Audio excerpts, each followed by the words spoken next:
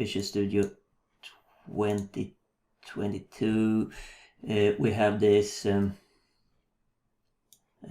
separate build, which is a, okay, let's do it like this so I can see.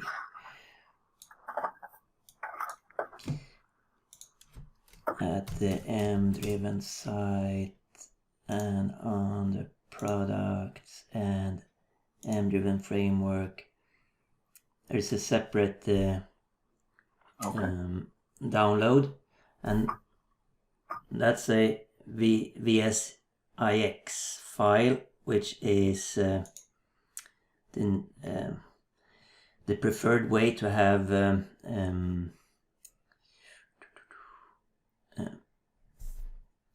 plugins installed into Visual Studio.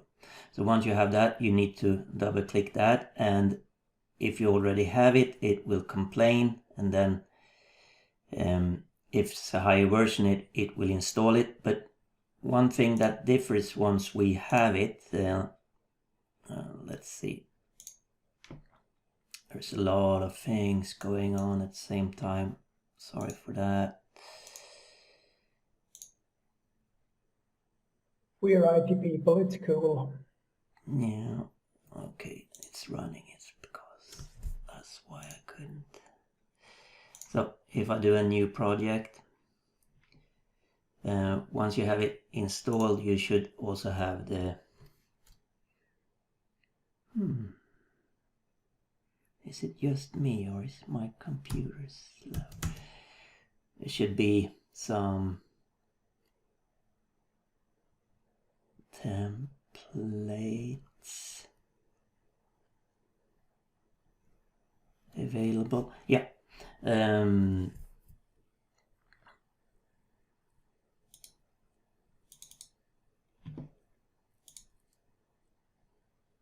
So there's some project templates available for Visual Studio 2022, and why I wanted to show you this was because something going on.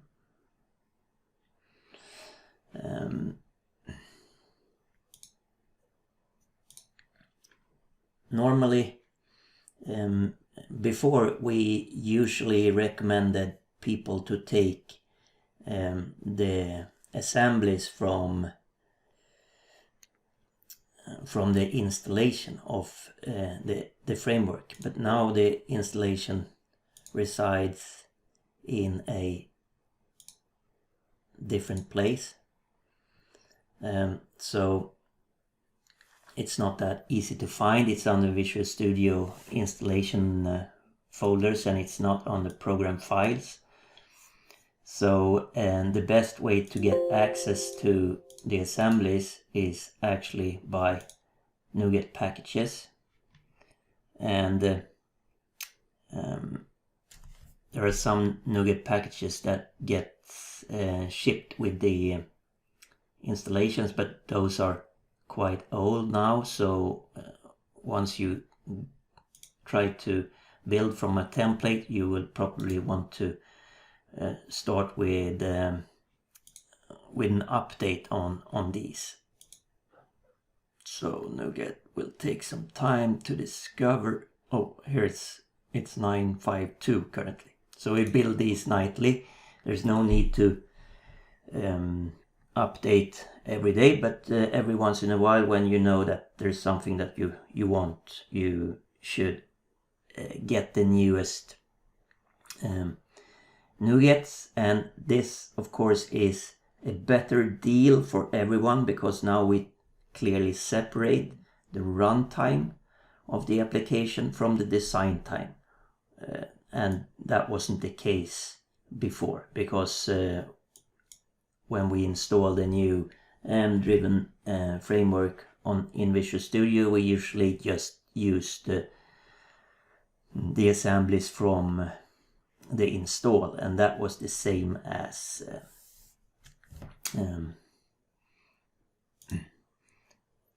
what would be used in runtime.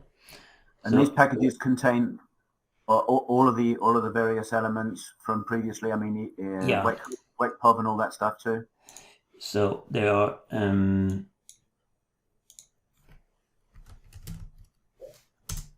quite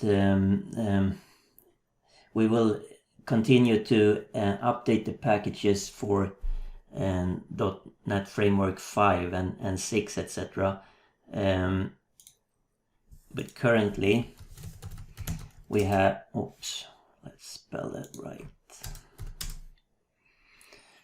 The ones named Eco, I haven't changed the names on those, and those are for .NET Framework 4.8, etc. So this is the one that you,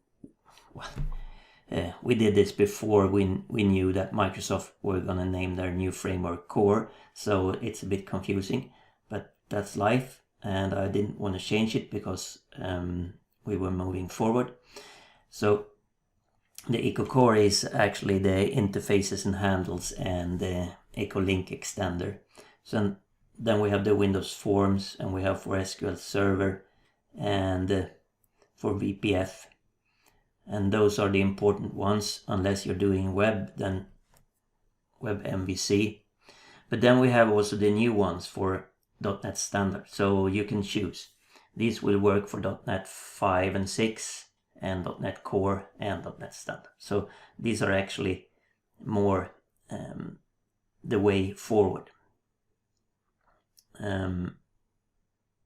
And pretty granular. So you will pick exactly what you need on those. And of course, now that you can do VPF and WinForms in what they called Core before, but they now call .NET 5 and 6, these are the packages for that. That isn't fully tested, and we know that there are some issues with the display queue updates, because as the separation into the transformation from .NET Framework 4.8 into .NET 5 sort of put stuff in different places, and one particular thing is the dispatcher idea, which is something that runs in the background if you have a UI and handles things like async code, and we use it heavily for knowing when to refresh a UI. And they've managed to put it in, not in the .NET Standard, but two implementations. One implementation for VPF and another implementation for WinForms. So it's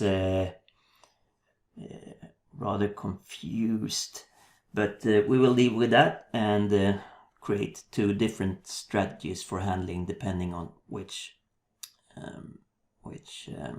UI metaphor you're using on desktop. Derek, which one are you using, VPF or WinForms mostly? WPF, yeah. Yeah. Yeah. So I'm using that and a variety of. Generally, I've been on .NET 2, to be honest, recently. yeah. But, So then you, well, it's a way to go to .NET 5, but I think we will, since .NET 6 is out, we should definitely be on .NET 5 at least, I think. Yeah, I'm going to migrate to using all of the MDriven versions now. So. Yeah. But having said that, Visual Studio 2022 should be fine, and with these caveats kept in mind. And if you want to move an existing solution to 2022, I suppose you might have to replace some of the packages then, but yeah, it should basically work after that. Then. Yes, so if you're, nice. And you can actually start if you are in 2019 or something like that. Yep. You can do the NuGet packages switch in there already, so that you know that works, and then you just reload your project in Visual 2022, and that should not pose any problems at all then. Yeah. For a lot of my projects, that's exactly what I've been doing. I've been in 19, but I've been pulling from NuGet and replacing the previous builds with the NuGet builds. Yeah, so then you're pretty much all set. Okay, great, thanks. Good. So one of the things that I thought we should mention is some new stuff that has been done in the designer. So once we are up and running, so this is a very small model and that might not be that interesting, so I can make it bigger by sort of importing other stuff. I'm gonna go on import export, import some modeler files. Just gonna take pretty much whatever I find on maybe in my downloads folder.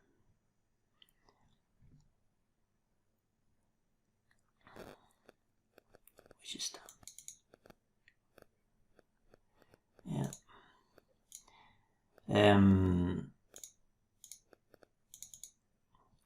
So here we have a few more things, not so much important what they are, it's just a model.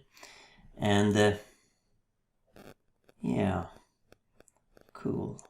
This hasn't been updated, so I'm gonna switch to show this in MDrivenDesigner instead, because I'm actually running on an older version here. So just gonna go over here and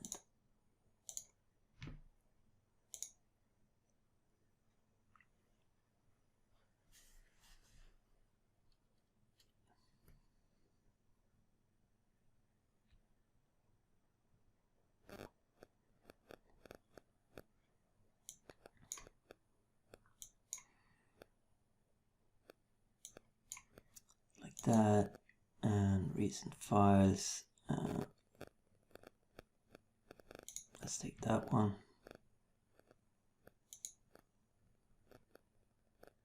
Oh, I have cleared my, I had issues with disk space, so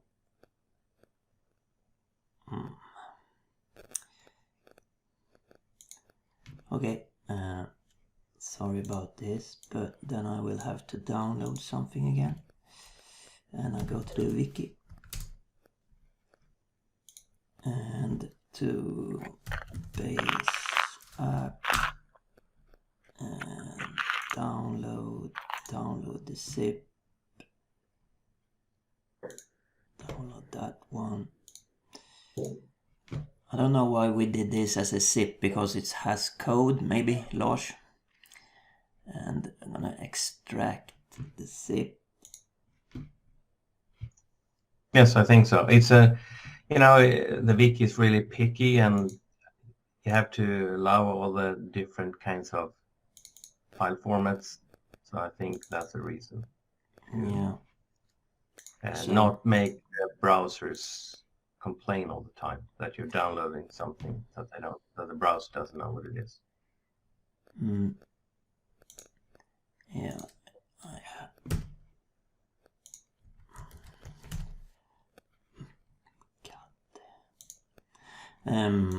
Well, there we are. So if I have a model of some magnitude, there will be times when I get asked questions on things that are available in the model but I don't have in my head, and quite often we end up doing the auto diagrams just to check, do I miss anything? So double click over here, and then if you have a really large model, these associations tend to fill the screen, and you're not able to see everything in the end. So we added this filter associations to make it easier to find things. Let's see if there's something with even more stuff. This one. So if I want to discover something that starts with previous, I can easily filter it here and then just press escape to get back. And this is not to be confused with the other thing we had from before, where we highlight things. So if I highlight previous, we see it lights up with yellow as this. So this is good for some things, but when there's really no room for stuff, we need a way to filter it. So this is good for really large models and finding your way about where things are used. So that's one of the things that I want to mention that is new. The other thing is, once we are in the OCL editor, and what has been improved is that we display the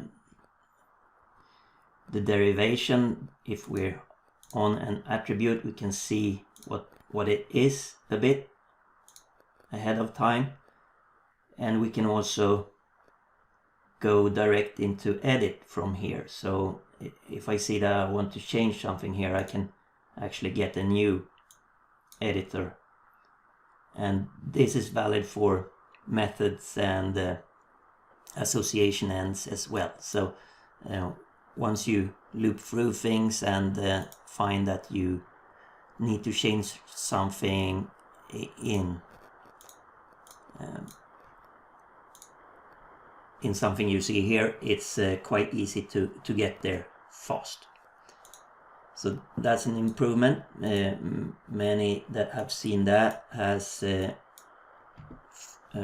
liked that one. The documentation bit is also improved. That's a documentation that you normally can do over here. You pick something and you can write rich text on classes or attributes or association ends, etc. And once you write stuff here, maybe we should write on the class. If we write on the class, it will show up in this lower corner, so you get a good overview of everything that you have available in on this class. But what has been improved then is the ability to reach that documentation from within the OCL editor. So you can just go to edit documentation from within here and write stuff here. So if we are on what was this week,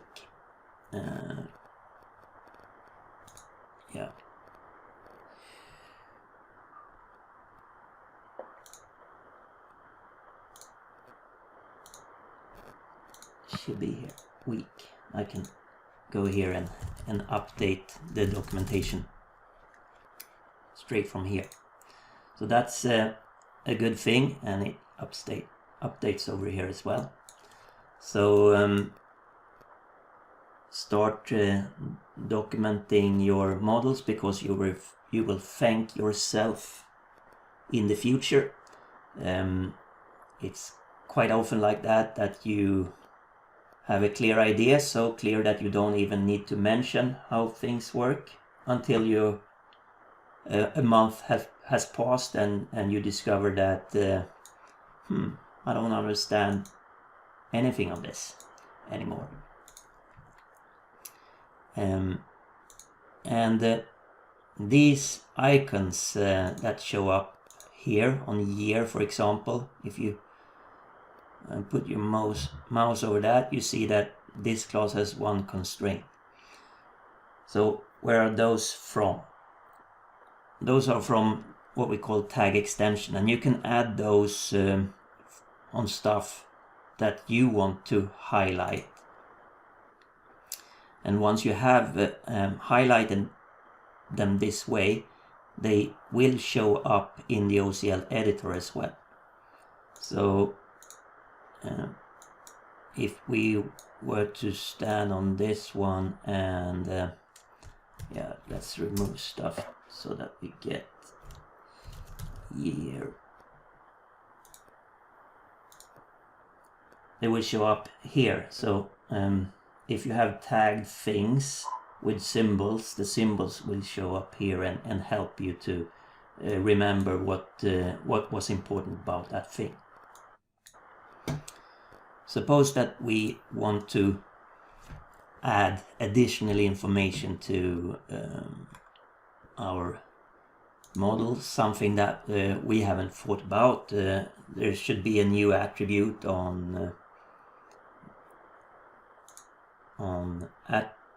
there should be something on attribute that we could fill in here, maybe an important aspect for your project, a classification of attributes in some way. Then we will go about that by doing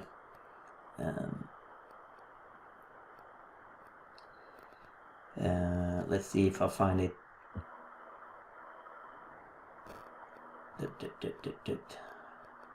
It's tag extensions under functions. So tag extensions. Currently there are two. There's a grouping name for this, and you can create a new type of extension and call that mine. And once you have that, you could add a tag type to that. So what's a tag type? And the tag type denotes where this particular tag should go. So I said attributes, so let's have that. And let's say that this should be called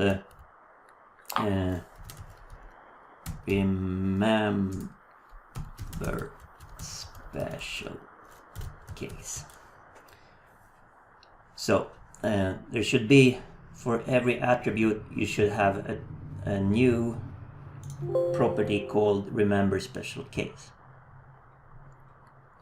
And we can have a symbol shown when this is not empty. So if this has a value, then a symbol should show. And what are the symbols? These are actually only SAML code that you easily can add more of. So you can take this one, and of course you can find these on the net somewhere, I guess, or you can sort of hack them yourself.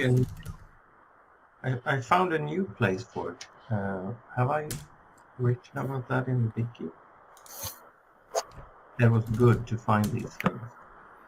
So now I've done a new symbol. Yeah, so there was one place before, but that sort of went and died. So we have a symbol called red, and I can say that if this isn't empty, then I should show the symbol red.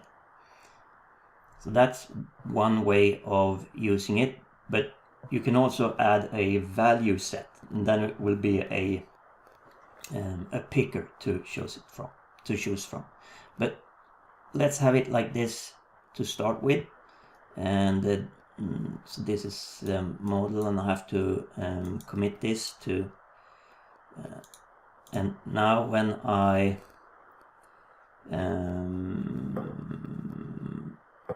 stand on I would have expected it to did I do anything wrong? let's just close the model and reopen it. I'm not sure if we reapply it. So I'm just gonna do a new and then open the latest one. And if I'm on a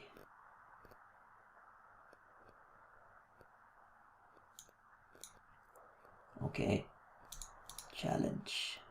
So there's a place called materialdesignicons.com that has all the material design icons and other things. And they're quite good for these kind of things. And then you can there just pick that you want it in SAML. So I've used quite a few of those. And SAML is so easy also that if you want to put a different color to stuff, you can just tweak it and go with that. I've added this for, maybe we should add that to the default. For example, if you have an ordered association, it's really tricky to remember that. And so I've made a little arrow that points downwards, like this is an ordered association. And there are other things that I want to Can you put the link in the, maybe you can put it in Slack so I can easily find it. I put it in the chat. Yeah, okay, good. Over here.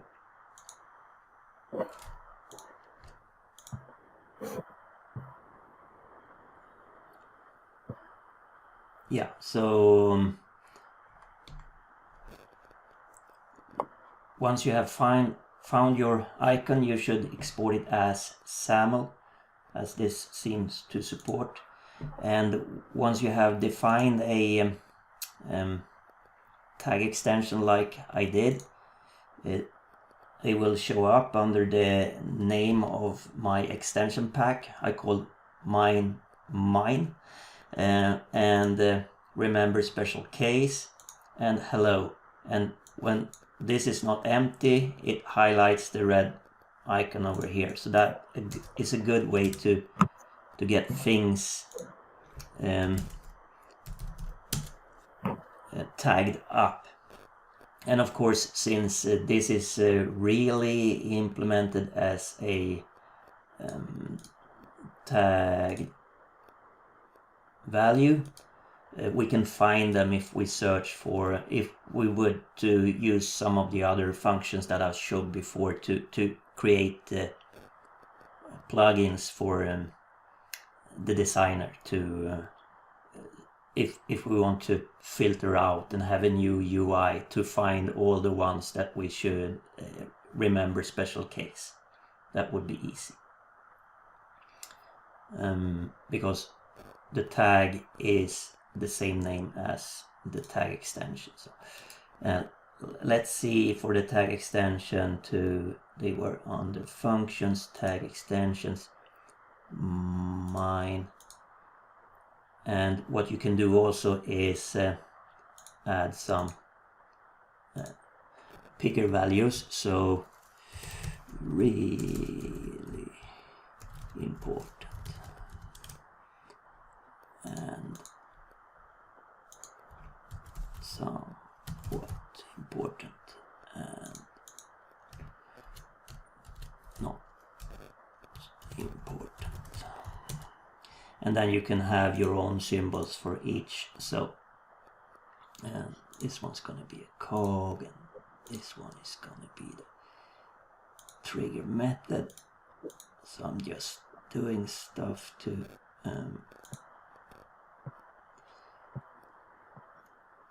like that, and then leave, and now it's a picker over here. So now I fixed values. So if I put that one, I get one symbol, and if I change it, I get another symbol. And of course you can have how many of these as you want and light up your whole model as a Christmas tree, and that's pretty cool. And a lot of these built-in features are tag values. So if you just add the tag value that you find on a clause, for example, or an association.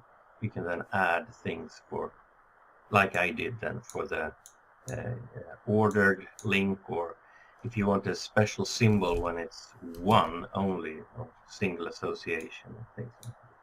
Yeah, and then that symbol will show up here in a list if you have multiple symbols and multiple tags on a single attribute, and then you will point on it and, oh, this one is really important. So that will help you.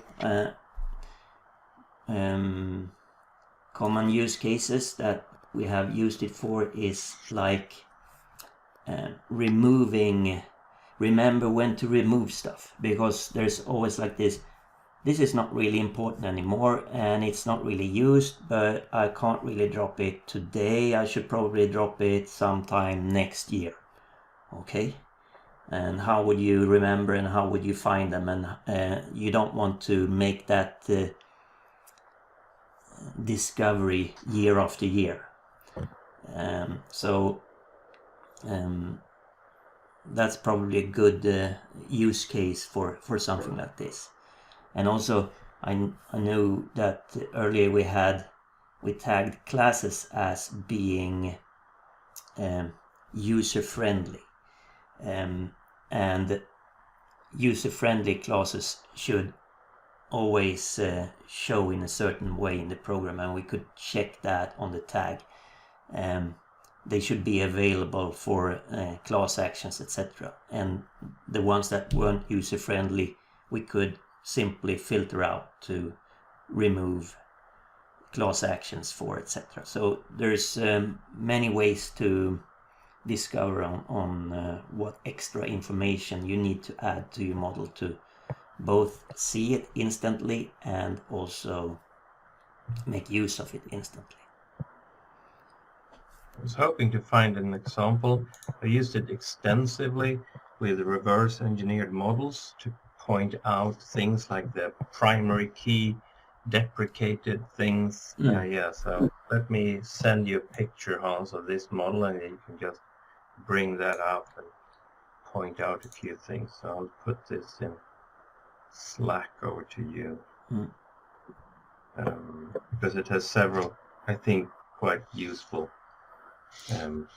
things that we can point out to.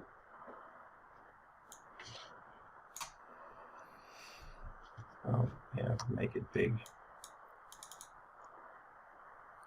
Yeah. So yeah, up on the classes you have this reverse engineered. Well, I mean, it's not. Is that the blue one? What's this blue one?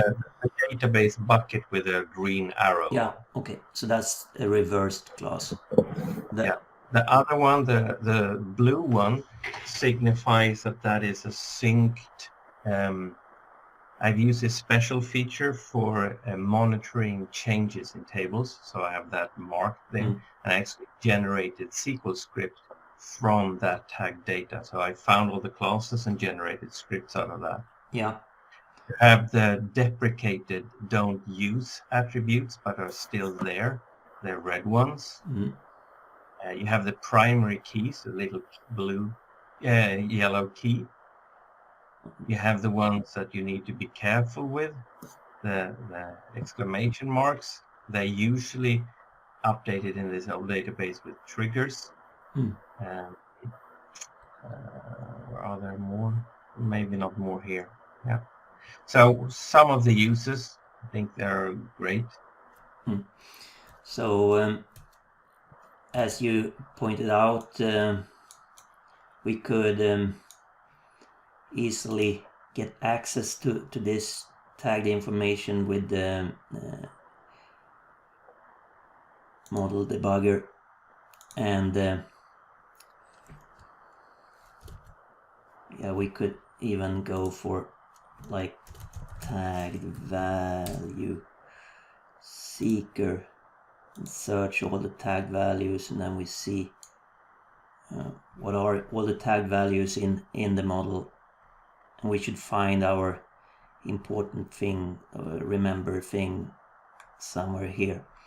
And then since we can use this in OCL and action language, we could massage it to create SQL script, etc. straight from there and have that as a button. And of course, once we know what to do, well, once we have tried it out in the model debugger, we could just go to this feature here to open a new meta model for the plugins and create your own plugin declaratively. So I'm just gonna find the tag value thing. Oh, I need a diagram. Yeah, that wasn't so good. Tag value. And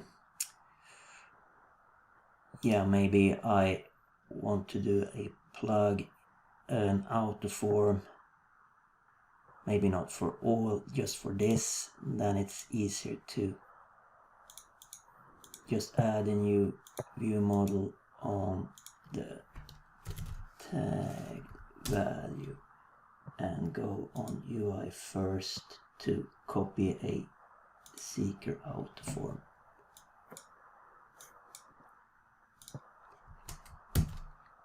And saving that, we want to save it where we find the plugins, show plugin directory over here, and save as.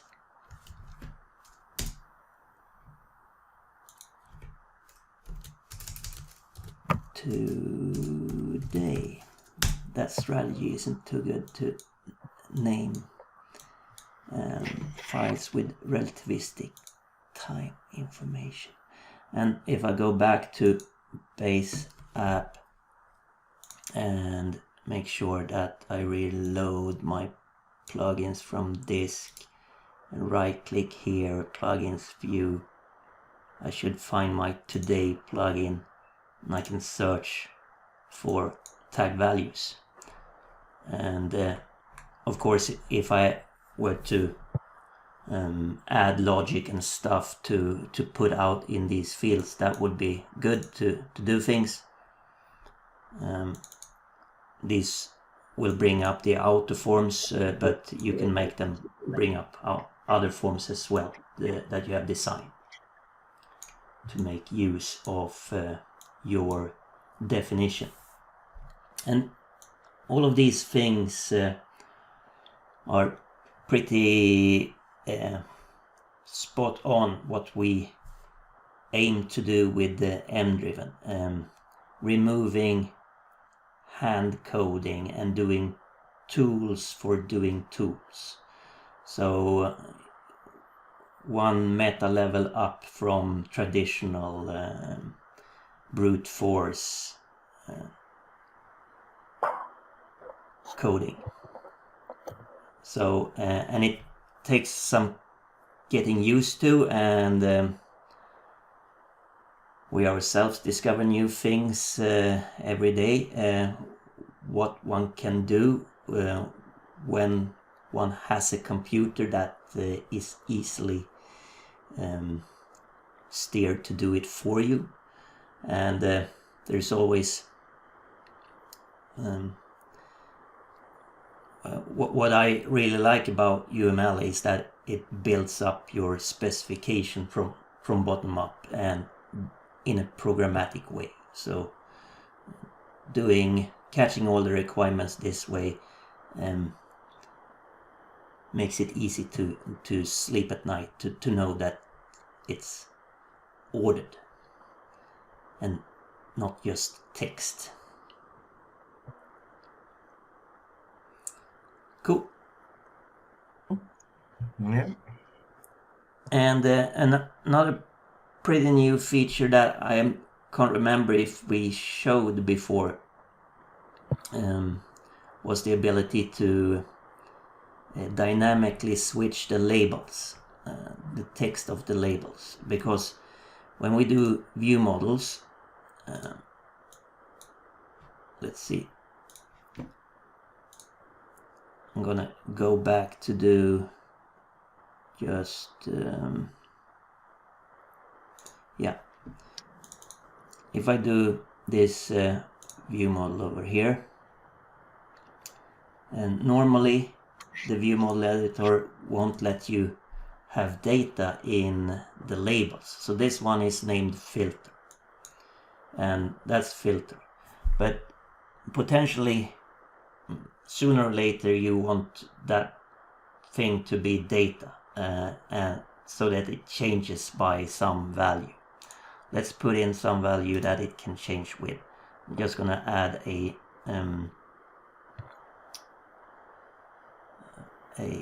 generic column over here and go into OCL and say that this is the some variable, and then it asks me if I want to create one of type string.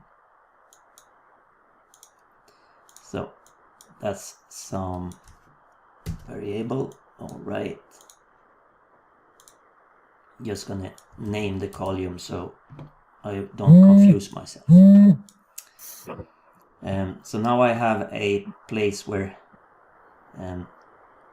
I want this value to be the label of this filter, and then there is a name pattern that you can use all over. Now just add a generic column and calling that filter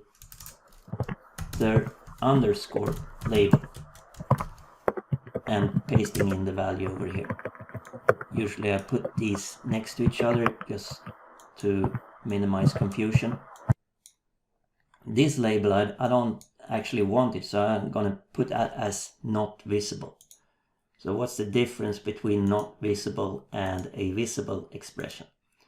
Not visible removes it from calculation altogether. So now these are in conflict, they are covering the same area, but if I make this not visible, there is no conflict because it's not part of the UI, so it will never show.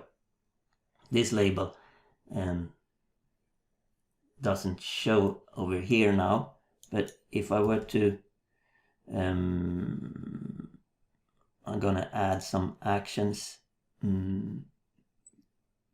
global action for show.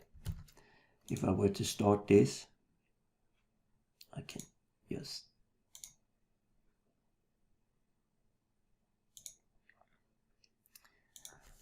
if I have data here, that will be the label over here. So the label for controls will be taken from a column that has the same name underscore label, and that works for all controls and for VPF and for turnkey as well on the web. So that's really practical. It runs all over, and the same for buttons. So in this case I would do yet another, I can do a copy of this and call that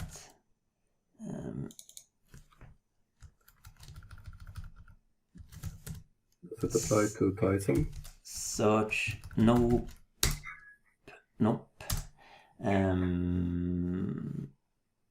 So you actually have dynamic tags in the JSON. Tag names.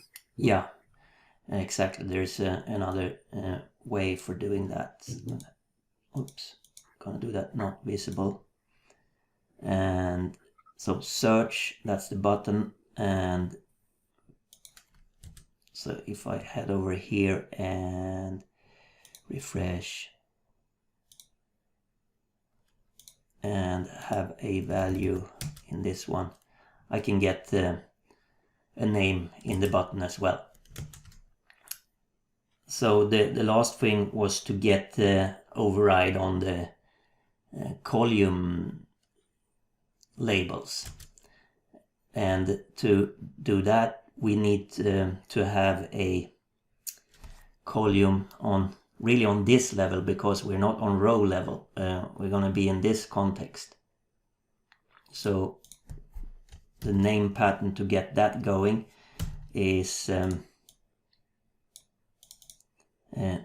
we're going to use the name of the list, in this case result, and then we're going to use the name of one of the columns that we want to override the data on, like value, and then we're going to append label. So then it will be results value label, and that should get data from the some variable. Reloading, and if that has a value, I can see that that value shows up over here and over here and over there. So of course, if you have data, you need to make sure that stuff fits.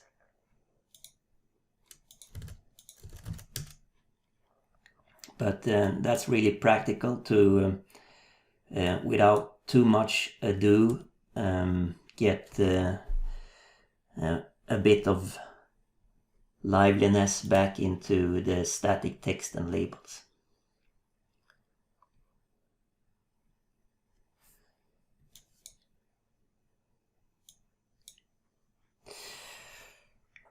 And then look in the wiki if you want to put icons, for example, and you want to align the buttons and you want to change the shape of buttons and all that. There are pre-built CSS classes and for coloring and putting icons there and all that.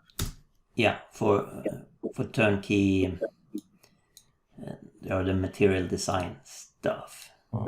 What should I search on, Dennis? I will send the link right now in the chat. I think it's material design, actually. Or is it? Or it's style system. The link is in Yeah, the, I sent the link to the chat. Style system, yeah. Thank you. Yeah, so it's easy to get the different colors for signaling, and the placeholder text and icons and different kind of buttons, etc. So there's quite a lot of stuff that you can get out of the box without doing your own CSS. Cool. Yeah, so summing it up, this session was most about initially we talked about Visual Studio 2022, and you should go ahead and use that and use the NuGet packages to get the runtime bits. And then we talked about new stuff to the designer to help you navigate and find your information within the model, and also dress up the model with more information that we haven't thought about and that is unique for your use case. Yeah, that's it for now. Excellent, thank you. Yeah, thank you. Lots to play with. Yeah. Any wishes for next time? We're taking requests. I have a question regarding. It's kind of a style question, but not really. In the talking of grids and columns and things, you have that relatively simplistic filter on grid column headers with the filter in the clear.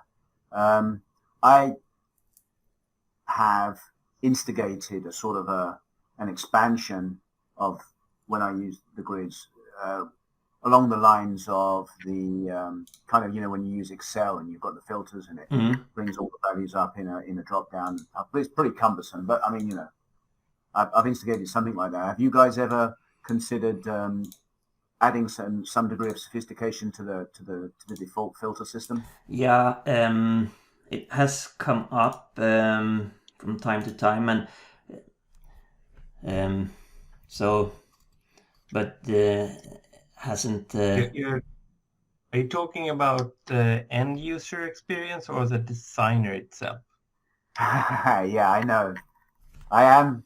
Yeah, guilty of talking about the end user experience, but yeah. No, I mean, I'm just curious because there are things done there, not great, but so it depends on the UI platform, but in VPF we have this out of the box, and I guess that's the one that you think about, that you want, that you have extended in some way to in Excel you see all the unique values in a column, and then you can check mark if you want to see them, etc. Yeah, that I can see that would make sense. We have brought in a few things from quite a few things from Excel, like doing pressing F4 switches to cell select instead, so that you can easily select single cells or rows of cells or columns, and also paste, so that you can paste if those areas from Excel if you want to fill in data. So Excel is a good benchmark for usability. Is it you're using VPF, WPF? Yeah, Derek. So that's correct. That's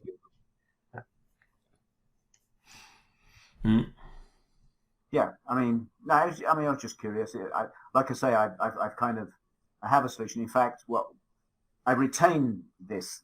I have two kinds of filters in my column headers. I have this kind and my sort of the one that I've designed that sort of replicates. It does it pretty well, and it's got OCR in the background and stuff like that. Yeah, what have you. But I just wondered if there was. So no immediate plans. So really, what we are aiming for is a bit on the longer term to make use more of web and also of Blazor to introduce an ability to use your own components from scratch or component packages from scratch. So you get even more flexibility to bring in your own stuff. And that has been a bit hard on VPF because there hasn't been a good third-party component market, really. Well, there is, but they are bloated in different ways, so it's not a super good fit. But in Blazor, we think it's more doable, but that's work in progress. That makes sense. Yeah. In the HTML5 UI, you have just to mention it, that you can say that that all the columns can be client sortable, and that means that they're sorted in the web browser, which means that you're sorting what's on screen, right? But then there's this whole other thing that is really super complex, but it's fully configurable now in the web client that you use. In this case, he has a seeker, that actually translates the SQL code and it executes and it gets your result set back. And that's a whole different thing, because let's say you find 10,000 things and then your user clicks on, well, sort the names backwards. Well, then you don't want to sort only what's on screen, because maybe you only have 100 things on screen, but you have 10,000 there. So then it actually requeries the whole thing and gets it. So there is a way to configure sorting, reverse sorting, column to show what column you hit things on, and all the features that are available in WPF is also kind of available in HTML5. Yeah, but you need to configure more in the web. Yeah, so as the seeker is really complex and builds complex search results and can return different types of results, we also need to be able to adapt the order by expression depending on what the show's output was. So that's the order expression thing that has been added to the seeker view models. I have on my to-do list to go make a better example in the wiki. Yeah, and this works for VPF as well, to the order expression thing. To well, if you search for a number and it turns out to be a street number, well, then you want to order in one way. And if it turns out to be a phone number, then you want to order on another column.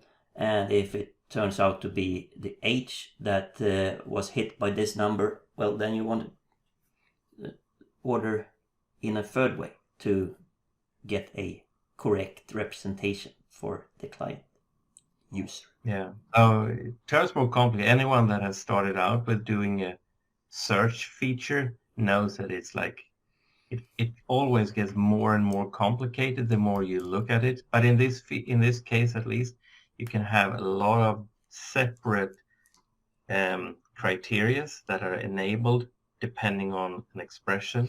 You can have search parameters, sorting parameters, and you can control which sorting is. Because, if you find someone by first name, of course you want to have the secondary sorting on last name, or if you have this, because you don't want to end up with a mess. So, but I think it this really has turned out really great, I think, because our seekers are really easy to get going on the basic stuff, but then you can spend months in fine-tuning what you actually want, and that's not obvious from the get-go. Even if the client thinks it's dead obvious, it should do it right each time, but what right is each time is often extremely special.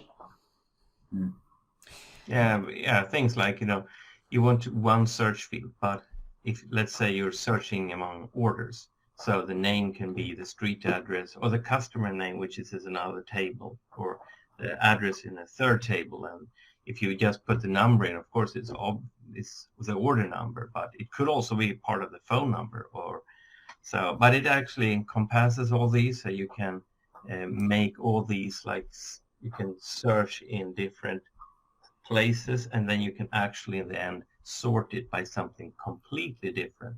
That's not even on the search. I mean, the filtering is done completely now separate from the sorting, and the sorting is done SQL Server side, so you can actually access all the things. But one thing also, we are out of time, but remember that there's also another way to do this that I use sometimes, is to just search in SQL to get a reasonable amount of rows, and then you add filtering also in memory. So you can, for example, get a raw list, and then you filter on OCLs on a state machine just in memory. So that way you can have you divide the problem. You have some things that you ask a SQL Server for, and then you do some quick filtering at the end to help with a really fast thing. Yeah, we need to wrap it up. Thank you everyone for showing up tonight, and see you in 2 weeks, hopefully. Thank you very much. Thanks. Thank you. Bye. Bye. Bye. Bye-bye. Thank you. Yeah, Bye. thank you. Thanks. Bye.